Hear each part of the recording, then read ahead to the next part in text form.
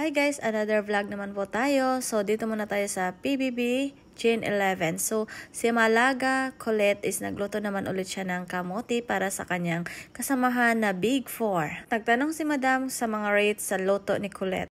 Kay Rin naman is 9/10 at kang Kay naman is 7/10 at kang Fiang naman is 9/10. Pagkaalam ni Colette na ganon yung rating sa loto niya, okay lang din naman sa kanya. At sinabi naman ni Madam na may nagbigay daw na 4/10. So ayun, napanganga si Colette.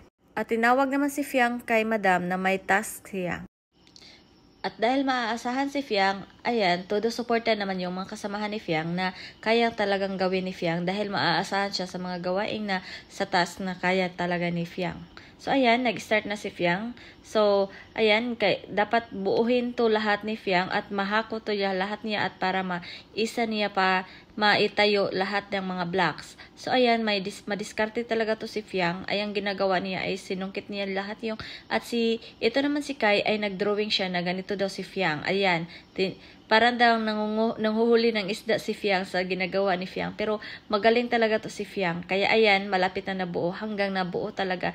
At kapalit dito ay pagkain nila na lechon manok at puti na kanin. So tuwang-tuwa naman yung mga kasamahan ni Fiang. Ayan si Kai. At dali-dali naman nilang kinuha yung mga pagkain nila na hinatid ni Colette sa labas ng kanilang kwarto na ang ulam nila ay lechon manok at may puti na rice. Ayan, tsaka nila sa kumain.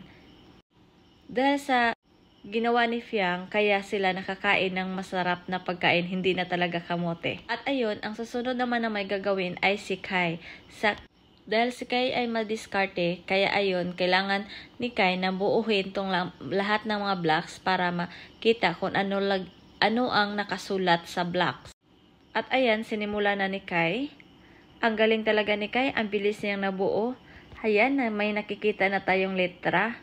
So after 54 minutes and 23 seconds, ayan, nabuo na. Sobrang tuwa nila kasi yan, may 2 milyong nabuo si Kai sa mga blocks. So ayan, sobrang tuwa-tuwa naman ni Kai. Yun lang, salamat sa iyong panonood. Ingat! Don't forget to like and subscribe. God bless everyone!